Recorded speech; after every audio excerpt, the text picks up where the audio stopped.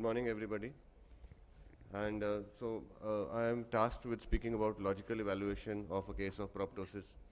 So when Dr. Santosh gave me this topic, I was wondering, is there an illogical way of dealing with proptosis? So then I thought, yes, there is. And most of the times what we see is an illogical way of managing proptosis rather than the logical way. And what is that? You see a patient of proptosis and you think, okay, let's give steroids. Let's give steroids and then we'll see what happens. Okay, now that's the most illogical way of dealing with proptosis. One assumes that, okay, all these cases are pseudotumors, and maybe, just give a trial of steroids, hit and trial. No, those things don't work really, and sometimes they even harm a patient. The patient may end up delaying the treatment. The patient will end up delaying the diagnosis and further management, even sometimes which is a life-threatening condition. So please don't go by just seeing a proptosis and starting the patient blindly on steroids. That is not the way. So I will try to give you a few pointers here as to how you can go about making things easier for you as to how you understand a case of proptosis, and hopefully when we go out from here we'll have a better idea. So first of all, terminology is very important. What is proptosis? It is prominence of eyes or forward protrusion of the eyes. What is exophthalmos? It is prominence of eyes, specifically when we mention thyroid eye disease. The term is used specifically there. And what is exorbitism? Is a protrusion caused by a smaller orbital container whereby there is no pathology as such, but just that the orbits are small and the globes are looking protruding out. So that's like exorbitism, as you see in cases of Cruzen's syndrome or craniosynostosis. Now, what are we looking for when we are looking at a patient of proptosis? What do we want to see in this patient? How do we want to proceed with this patient? First thing is, when we are looking at a patient of proptosis, what we want to see is where is the disease located? Okay. Second question that we should answer is, what functional alterations has the disease caused? So first is location of the disease we will get, whether the proptosis is eccentric, abaxial or axial. So that will give you some idea as to where the disease is located. And secondly, one should try to elicit the functions of the globe and whether the proptosis, the pathology causing proptosis has led to some functional alterations. Has it led to the compression of optic nerve, for example? Has it led to some affection of the muscles so that there is movement restriction?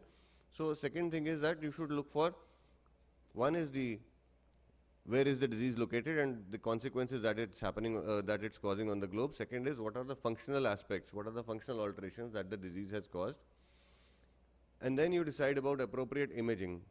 Nowadays we've got such good access to CT scans, MRIs, ultrasounds everywhere that we are out of those days where one had to just rely on observation and then go for a surgical exploration every time. So there is imaging available everywhere, and so you must decide what kind of appropriate imaging will suit this particular patient, whether CT, MRI or ultrasound is required. So based on your initial assessment of the first two things, you will arrive at this point. Once you've decided whether you're going for CT or MRI and you get it done, and then you clinically arrive at a likely differential diagnosis. So with these 2-3 things, also it's not possible in many of the orbital conditions to arrive at a precise diagnosis. So the idea is not to reach at a precise diagnosis. Sometimes yes, you can. With these 2-3 things only you can reach a precise diagnosis, but many a times you can't. You need something more. So we'll talk about that something more subsequently. So you arrive at a closest differential diagnosis, and once you have a tentative differential diagnosis, then you plan your management. So first thing is, you should have some idea in your mind, otherwise what are you going to look for? Because your eyes will only see what your mind knows. So first you should know in your mind as to what are the possible causes of proptosis, what can cause a proptosis. So there can be inflammatory lesions. You all know the classical pseudotumors.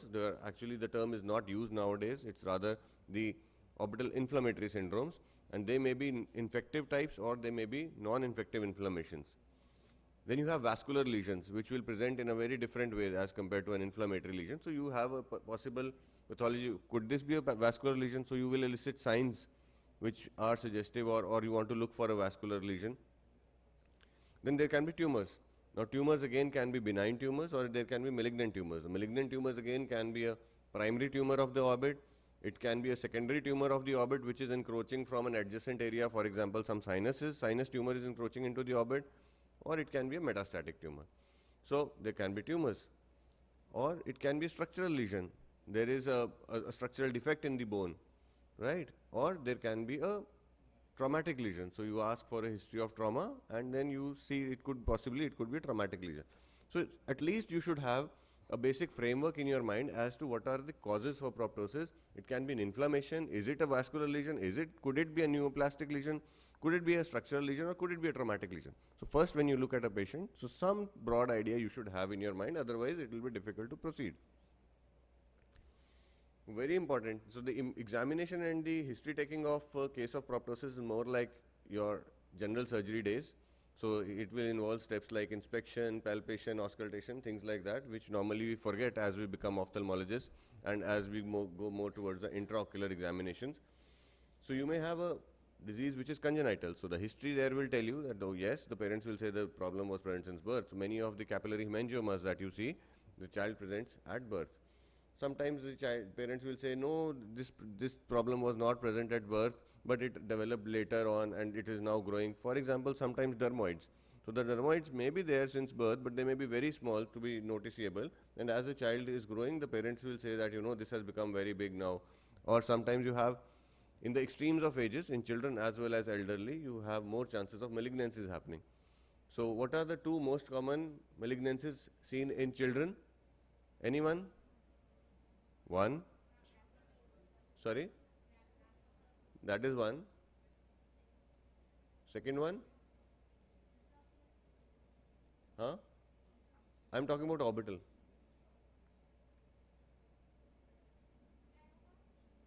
No. The second most common? So whenever you have a child with proptosis and the history is relatively short, the parents say, this was like, in 1 month the proptosis has grown, or in 1 month this orbital mass has grown. So two things should immediately strike you. First is rhabdomyosarcoma, and the second is? No. Yeah. So scleroma is a variety, but the correct term is granulocytic sarcoma, which is a manifestation of leukemia. So these are the two differentials which you should immediately think of, and granulocytic sarcoma is very easy to rule out. You should immediately get a peripheral blood smear done. Okay, so you have congenital lesions, you have lesions which appear in childhood, and then there are lesions which start appearing late. So a patient of 65-year-old comes, so you know that the possibility of it being possibly a metastatic disease is more. Because in the other extreme of age, you have a different kind of spectrum of diseases which can affect. So at what age the patient has come with proptosis, your thought process will change accordingly. The next thing is you will ask is how fast is the disease progressing? That is very important, because this is also going to give you a significant clue as to what you are dealing with. So if it's a catastrophic change, so the patient was all right yesterday and now suddenly the child has come with acute onset proptosis and pain, what could it be? Possibly it could be a hemorrhage in a pre-existing lesion. Sometimes lymphangiomas are there which are not even noticed by the parents or the child, and suddenly when there is a bleed within the lymphangioma lesion, the patient presents with an acute onset, a catastrophic kind of a proptosis, sudden onset. Sometimes inflammation, sometimes there is a cellulitis kind of picture, and there also you may have orbital cellulitis which can be catastrophic, which means an abrupt onset, a very rapid onset. Sometimes you have a history of progression of the pathology from days to weeks. The patient will give, okay, it is growing slowly, 4 or 5 weeks, it has passed. So you may be dealing with an inflammatory process of the orbit more likely, or sometimes a neoplasia also, a tumor which is growing over a few weeks or days. Now there may be more gradual kind of inflammations, or there may be more slowly growing tumors. So those may give a history of months to year. A patient has a meningioma, okay, it's a very slow growing tumor. Patient will give you a history, okay, it's been growing steadily and slowly, right? A patient having a rhabdomyosarcoma will have a history of days to weeks. Okay, so every tumor has its own progression. Then a patient of leukemia may present with leukemias are of various types. Now patient with acute leukemia may present with a history of like days or maybe 1 week, 2 weeks, and there is a rapid proptosis. And then you have gliomas, which are again slowly progressive lesions. So there are different variety of tumors. So always ask what is the history, and then that will also give you some clue. And then sometimes the patient will say, okay, when I bend forward, there is a increase in swelling. When I am lying down, my swelling goes away. So what does that point to? A vascular lesion, possibly, right? Could be varices, could be something else. Sometimes there are pulsations. So patient will say that, look at me, and you examine and there is a gross pulsation of the globe. So what could it be? Either a high flow malformation of a vascular malformation, or it could be a case of a neurofibromatosis where you have a missing sphenoid, greater wing of sphenoid, right? So your examination will proceed like this. First will be history, whether it's congenital, acquired, what age it has presented, and then how it is progressing. So step by step you will go, form a sequence in your mind. Next time you see a proptosis, if you go systematically, then there are more likely chances that you will not commit any errors. And then when you're further on history, ask history of associated symptoms, whether there is pain, right? There are some tumors of the orbit which will be painful. Adenoid cystic carcinoma of the orbit, of the lacrimal gland. Typically that's one tumor of the lacrimal gland which causes pain because it infiltrates along the nerves. So you have pain in such cases. Cellulitis, you have orbital cellulitis, the patient will be in pain, right? And then you ask for loss of vision. Patients having tumors around the nerve, optic nerve glioma, meningiomas, right? All these patients may present with a complaint of just decrease of vision. I had a patient coming with decrease of field of vision, very characteristically, very intelligent patient. And on examination, he was found to have just a small mass sitting at the apex. Well, there was no gross proptosis, right? So you ask history for loss of vision, ask history for double vision, which will tell you that, some sort of muscle affliction may be there. The extraocular muscles might be getting restricted. Is there any distortion of vision, which may again point to either a pressure on the globe. Sometimes there are tumors which press upon the globe, cause indentation of the globe. They may cause distortion of vision, or there may be pressure on the nerve. And then diurnal variation, positional change, as we discussed earlier, this may be because of a vascular lesion in the orbit. History for systemic diseases is very, very important when you are looking at a patient of proptosis. Very important, because most common thing which causes proptosis, you all know, what is it? Thyroid, isn't it? So thyroid is so common in our population, and if you miss the history of thyroid in a given patient of proptosis, the examiner is going to cut your marks for sure, right? The other thing is, in an elderly patient, you should ask, even if the patient is not forthcoming, do they have any history of tumor or a malignancy elsewhere in the body? Because at the extremes of ages, there are more chances of a metastasis happening or a secondary involvement of the orbit from a metastatic process happening. Then ask for any other infection in the body. Then ask for diabetes. Why diabetes is important? Because if in uncontrolled diabetics, you have more chances of, in the orbit, what can happen? Fungal infections. So fungal infections, if a patient is saying that, I chronically have my blood sugar above 300, 350, and a patient is coming with a rather acute or subacute onset of proptosis, your suspicion for fungal infection rises. So your history for systemic illnesses is very important in the examination of proptosis. So next we move on to examination. So history you've taken very well, you've documented all the points, and then your mind now starts working in a particular direction. You have some idea. Then on examination you see there is protrusion of the eyeball. You can either, even if you don't have any sophisticated instrument with you in the OPD, you can still make out proptosis. Either you can look at the patient from top, or you can look at the patient from below. That's the worm's view, right? And then you see how the globes are placed relative to each other. Then the second thing when your examination will tell you, just by looking at the patient, is laterality. That's a clue, okay? The patient is having unilateral proptosis or a bilateral proptosis, very important. So a unilateral proptosis, thyroid orbitopathy. Thyroid is something which is very common in our country, and it can present with either unilateral or bilateral proptosis. But there are other causes for unilateral proptosis which you should come to your mind is, it could be a primary orbital tumor which is affecting one orbit, right? There can be many orbital tumors which can affect one eye, and then there can be cysts. or some structural lesions in the orbit like a dermoid, a deep dermoid, things like that. They hardly ever are bilateral, okay? And then if you have a patient with bilateral proptosis, again the first thing that comes to your mind is thyroid, alright? And then there can be other things. Is it craniosynostosis? Look at the eyes. If the peculiar appearance is very symmetrical in both eyes with slight amount of exotropia, okay, likely some sort of a bony abnormality happening in the orbit where both the globes are proptosed. Then there can be metastasis happening from neuroblastomas, carcinomas from the breast and lungs. They've been known to throw secondaries, metastasis, and then these patients may even land up with a bilateral proptosis. Lymphomas, leukemias, they are more of a generalized disorders rather than a local disorder of the orbit. Lymphomas and leukemias, sometimes they can cause a bilateral proptosis. Or if you have a lesion like histiocytosis, Wegener's, again which is a more of a systemic problem rather than a local orbital problem. Or you may have a lesion arising from the midline, from the ethmoid sinuses, nasopharyngeal tumors. So that will expand in the center and cause proptosis on both sides. Okay? So laterality will also give you a clue as to what you are dealing with. And then look at the direction of displacement. So is it a axial displacement, which is very common in cases of gliomas, even in thyroid. Look at if it's a non-axial displacement, then you see where the globe is displaced, because the pathology is likely to be in the opposite direction of that. A globe like this, where is the likely pathology to be?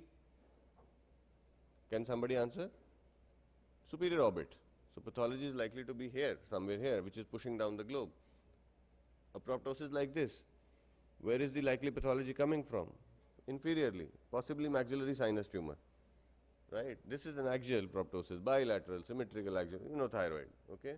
Another case, having some sort of an abaxial proptosis, globe is displaced inferiorly, right? So possibly and also displaced laterally, so possibly pathology lies here, right? So this will tell you some idea, and then you direct your examination further in that particular direction, and you order your investigations according to that.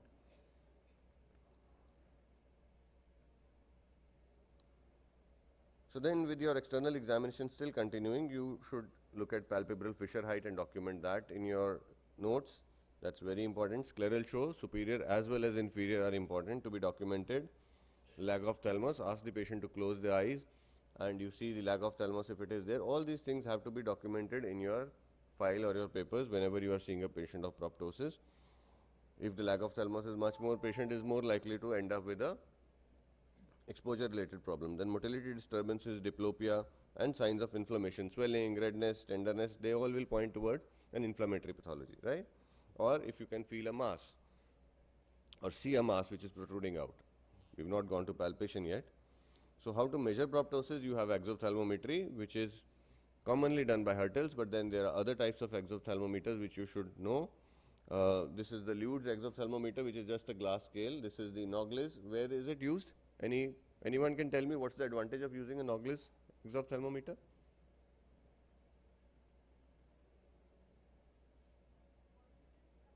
Yeah, so if your orbital rim is fractured and you can't possibly have a reliable point where you keep your Hertels, then you can use a Nogles exophthalmometer, although it is very rarely used.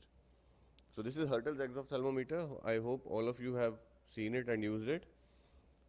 This is how we use it, and we place these flanges on the lateral orbital rim of the patient and then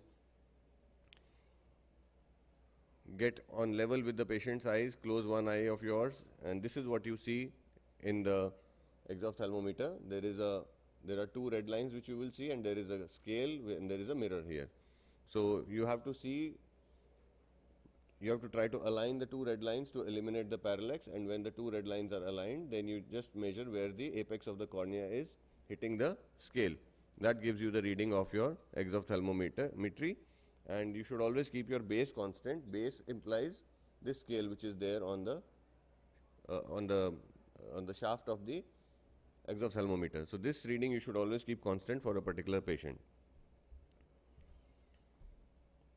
Now, proptosis can be described as absolute. When we talk about absolute values, they are basically in relation to whatever racial or database what we have, and compared to that, values. So mild is labeled as 21 to 23 millimeters, moderate would be 24 to 27 millimeters of exophthalmometry, and severe would be more than 28 millimeters.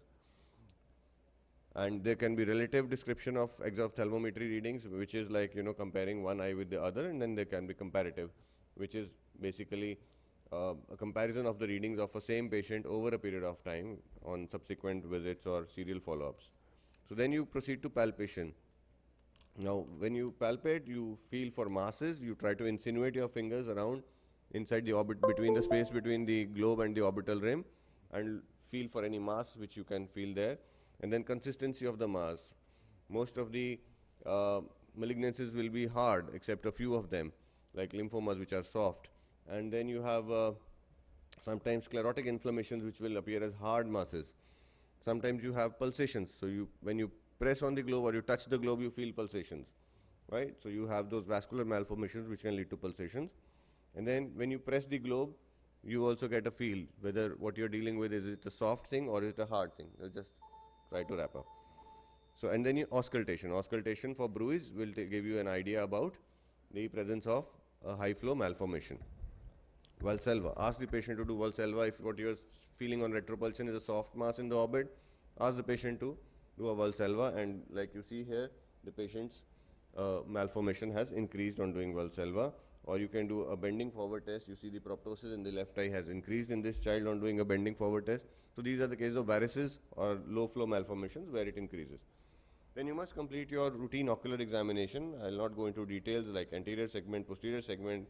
Look for prominent episcleral vessels. Color vision is very important because that will tell you at an early stage whether the nerve is getting affected or not. Get fields done. Look for movements and diplopia charting. Regional examination is very important. You should look for face, for any asymmetry, for any craniosynostosis, and periocular examination for any sinuses, fullness or sinus enlargement, lacrimal gland, fullness or enlargement, fullness of the temple, cranial nerves, and lymph nodes. Lymph nodes are very, very important for whenever you are dealing with tumors of the eyelid or the orbit. Must palpate at least preauricular, submandibular, and the anterior cervical nodes, because those are the regions where most of these tumors metastasize to. Systemic examination we've talked about. In ladies, especially elderly females, you must get breast examined, and because many times those proptosis can be because of metastasis. Then you decide upon appropriate imaging. It can be CT or MRI. I believe there is supposed to be a separate lecture on CT and MRI, so the details will be covered there. But broadly, CT is good where you're suspecting an osseous lesion or you want to look at the status of the bones. You want to study the soft tissues of the orbit, and MRI is always better. Ultrasonography nowadays is restricted to only differentiating cystic lesions from solid lesions. Sometimes you have these cysticercosis in the orbit, which can be picked very well up by a ultrasound. And then other investigations are based on your examination and your tentative diagnosis. Then you proceed for a biopsy, sometimes blood test like a peripheral blood smear as we mentioned, or bone marrow examination if you're suspecting a leukemia or a lymphoma. Those tests may give you a clue as to the diagnosis. Watch out for pseudoproptosis in the end, and sometimes you have asymmetric globes only and you just get axial length done. That confirms that it's a unilateral myopia and not a proptosis, true proptosis. Asymmetric lid height may give an impression it's a proptosis, but it's just a lid retraction or a unilateral ptosis or a facial palsy. And sometimes there is a history of fracture which the patient is not forthcoming, and there is enophthalmos in one eye, and you see that you are saying that okay, left eye is proptotic, whereas it's the fracture of the right eye. So basically the algorithm that we follow is you take a thorough history, you examine, and then you arrive at a differential diagnosis, you get an imaging done, and then you correlate your clinical and radiological findings, and then you refine your differential diagnosis at this stage. You tailor your systemic evaluation, investigations, determine initial management, biopsy, peripheral smear, what are you going to do, confirm on histopathology if you are doing a biopsy, and then initiate a definitive treatment. So don't jump to steroids in all cases. Shortcuts don't work. Thank you very much. Well, thank you, Dr. Vikas, for really logically evaluating a case of proptosis. We can take one or two questions right